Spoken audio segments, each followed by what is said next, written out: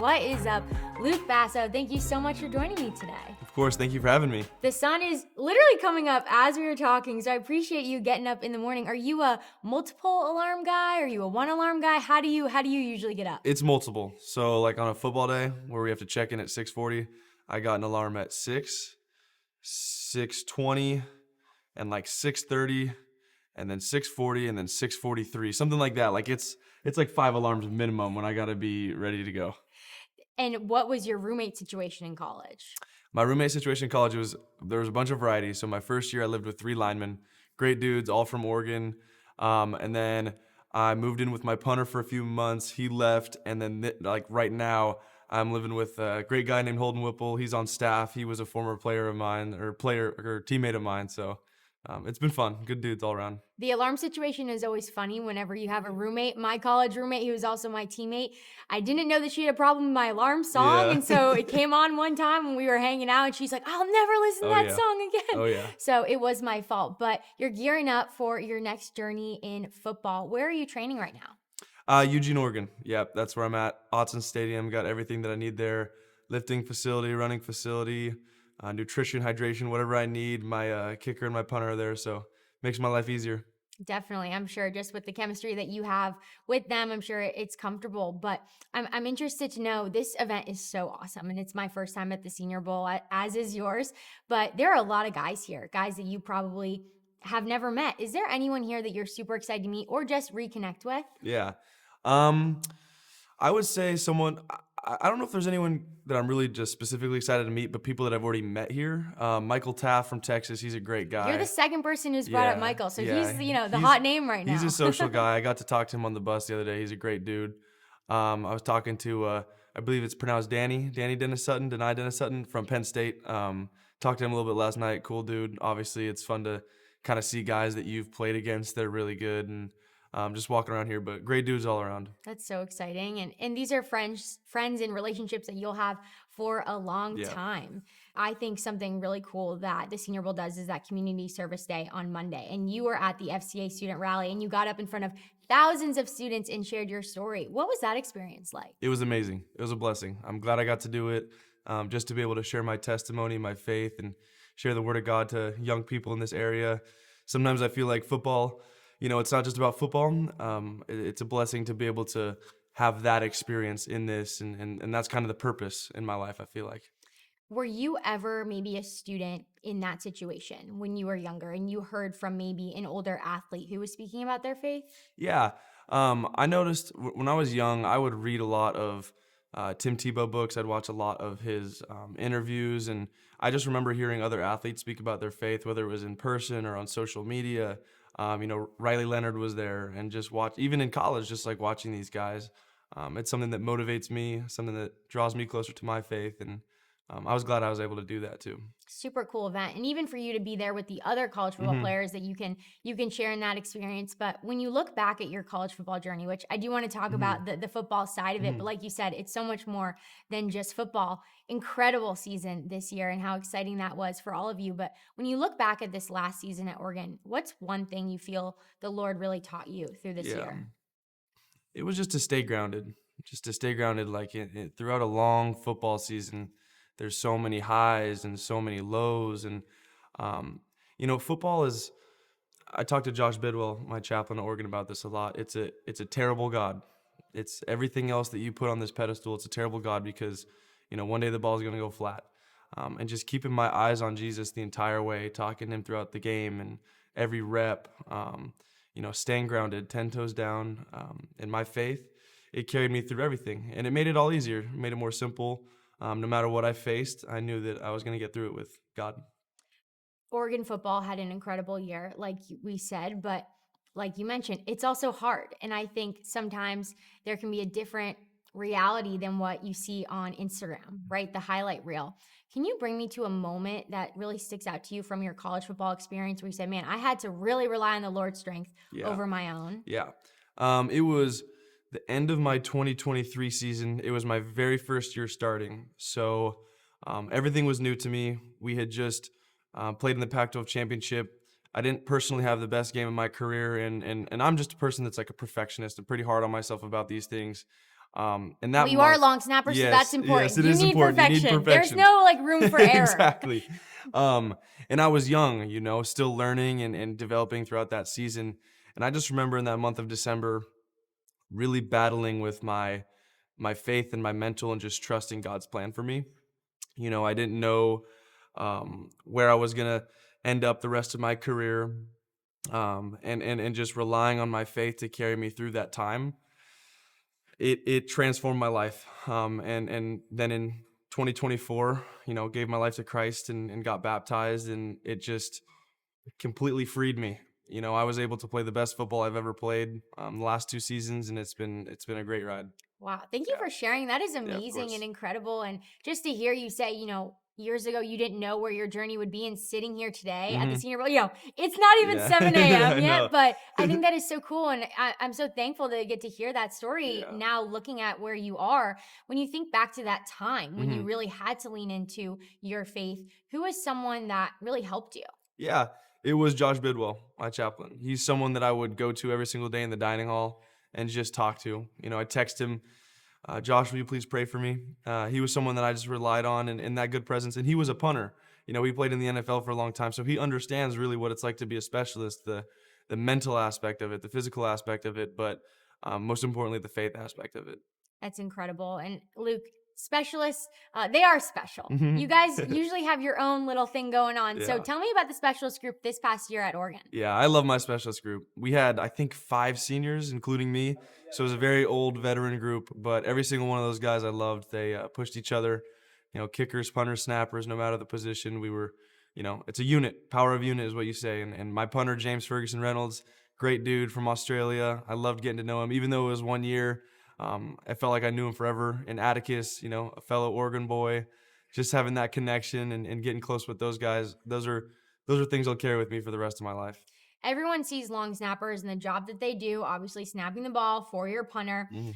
But you also are running downfield and you're going Yeah. to make some blocks. And Mhm. people might not remember that about your college career. So take me to your best tackle, your best hit, Yeah. your best play after the snap. Okay, so 2024, we were playing Boise State in Autzen Stadium. I We had a rollout snap to the left, did my block, ran downfield, and the punt returner kind of broke through our coverage. So I came in from the left side, and I had like I don't know if I'd call it a suplex, but it was like a suplex kind of like spinning tackle. It was pretty good. It was a solo tackle, so those are always fun to have. That is exciting. And you know what? I'm hoping to see more of that from Me you too. in your NFL pursuit. But take me to when you became a long snapper. Yeah. How did that journey begin? Yeah, pretty crazy. Usually, it's always a funny story how someone gets into snapping because it's such a niche thing. But, in youth sports, I was a center. And so I could snap the ball naturally with my right hand. Played linebacker, tight end, that sort of stuff. Didn't even know what a long snapper was. And my sophomore year of high school, one of my special teams coordinators came up to me and said that we needed a long snapper for varsity for the next season. So he just wanted me to get ahead of it. So he recommended me to a Rubio long snapping camp. I went. They star you, they rank you, they kind of give you a bunch of videos and profiling, and I fell in love with it. So I went to another camp in March and just trained with my dad every single day. We lived right next to my high school, and I stuck with it. I didn't know if I was going to make it to this level as a linebacker or anything else, but I knew that I had a real shot at long snapping, and I just grinded it out and kept going to more camps. And then one day I got my Oregon offer, and it was game over from there. Wow. Mhm. Who is a guy that is a long snapper or former long snapper that you've looked up to? Yeah, Tanner Carew. He was a long snapper for Oregon. He played in the national championship game in 2015. He would come to Lake Ridge and catch my snaps, and mentor me a lot. And throughout my career, he was somebody that I looked up to. I've asked him a lot of questions about this Senior Bowl because he went. So I think he was the last Oregon specialist to go to. So just that connection, and he's helped me a bunch. In football games at the end when the game's on the line, a lot of people will think, oh man, that's a tough position for the kicker. That's a tough position for the quarterback. You got to be in those moments. But for you, how do you stay grounded in maybe those really high pressure situations at the Yeah, end of the game when you are the specialist and yeah. the ball starts in your Yeah, hands? like you said, like we talked about earlier, just that faith. We were in the double overtime win at the whiteout versus Penn State this year, and I just remember that was the calmest I've ever felt probably in a football game. And I think it's that fight or flight, but at the end of the day, it's really just setting your eyes on Jesus. And two, it's muscle memory at the end of the day. Like you're gonna feel pressure. It's part of the game. It's just about how you handle that pressure. You just got to result back to your training. Fall to the level of your preparation. I've never been to a home Oregon football game. So what's one thing or one tradition, one staple from Mhm. playing on game day Mhm. there that you'll miss in your next pursuit? Yeah. Usually, everyone says that shout is their favorite, and it is something that I love. The third quarter, end of third quarter, into the fourth quarter shout. But personally, I'll miss the motorcycle leading us out of the tunnel. Usually, when we get down there, they have the smoke rolling, and you can hear the engine revving, and there's no better feeling than that.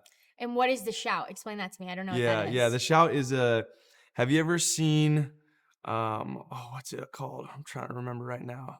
Um, If it's a Animal movie, House. Animal no, House. I Animal House. haven't. Okay, so Animal House, the house that was in the movie, is on the campus in Eugene, and it's set there, and they play a song, and shout, and at the end of every third quarter, the entire stadium gets up on their feet, and they do this whole thing. It's a sight to see. So if you ever see it, they do a performance of shout. It's pretty And fun. it's between which quarters? The end of the third and before the fourth. Okay, so Yeah. it's big. This is like the big Yeah, moment it's a going to big the moment. fourth Yeah. quarter. I love it. I Yeah. love hearing from the players what you guys like Yeah. because you never know. Sometimes you think it's just a student thing and a fan zone thing, but you're a part of the whole atmosphere as well. So that's super exciting. And when you think about just Oregon as a school, because you Yeah. also went to school Yep. and you had a Yeah. life outside of football, Yeah. is there a standout memory from your time just this last year? That's a great question. I would say it has nothing to do with the academics of the school, but just I love the campus. So I would go on long walks throughout campus throughout the fall when the leaves are changing and just kind of taking it in. It was my last year. It was my last season with the university. So campus is beautiful. The Autzen Bridge, it's on the way to campus through school. Like that's one of the most beautiful things in Eugene, right across the river. So just the place itself, it feels like home. Nothing beats the Pacific Northwest in Yep. the summer, fall. Yeah. And then it's like Exactly. November. And then you're Kind like, of not the maybe best, we but shouldn't. I lived in Seattle for 10 years. yeah. So beautiful, beautiful place. But Yeah. yes, it does change a little Yes. bit later. And Luke, just being here, I've felt the energy of the significance of being here with the media, the scouts, your practices and games coming up. There's a lot. Yeah. And it's exciting and it's a great opportunity. But how do you hold the excitement in the opportunity with also the pressure and uncertainty to come? Yeah. I mean, that's part of the game that no one really ever likes to talk about is there's always excitement. Like I'm so excited to be here and I'm blessed to be here, but there's also the nerves and the pressure. You're a young man and just transitioning from college to the NFL, it's like you're starting over again from high school to college. But I've been in this position before. I'm reminded of that. When I graduated high school and I started my first fall camp at Oregon, every season reproving yourself. You know, Oregon did a great job of training us to be like pros every single day. So I just have to remember to lean on that. Coach Lanning's a great coach. He prepares us for these opportunities. And I have a great support system. My girlfriend Cameron, my mom and dad Pat and Kelly, my sister Avery. They are amazing people in my life that pour into me every single day, and I wouldn't be able to do it without them. So that confidence that I get from them, it pours into here too. Well, let's talk about the pros. Who was your NFL team growing up? My NFL team. So my uncle was a strength coach a long time ago for the 49ers, and they won a Super Bowl. So I like the 49ers. I also like the Falcons because my dad grew up in Atlanta. So those are two teams I like growing up. So a little different, Yeah, a little way different. scattered Different, over, yeah. over the states, but that's good. And hopefully, one day you'll get to follow in the dream. But if you were able to jersey swap with one NFL player, who would it be? That's a great question. I got to go with You don't have to say a long snapper, no, but I you know. can. I would have to go with my man Bo Nix, former teammate of mine, just a great dude, someone that we all looked up to. And his success with the Broncos and everything that he's done, especially as a man of Christ, like it'd be fun to get a jersey swap with him one day if given the opportunity. Hey, I hope that happens and we can Yep. stitch this episode of Sports Spectrum to that new picture or video. And last question from me, Patriots or Seahawks in the Super Bowl? Who you got? Seahawks, Pacific Northwest. It's got to be. Let's go. Yep. I love it. Well, Luke, thank you so much for sitting down with us. Yep. The sun is now Yes, fully up, there you so go. we are so excited to be cheering you on in football, but also in life beyond. Thank you. Thank you for having me.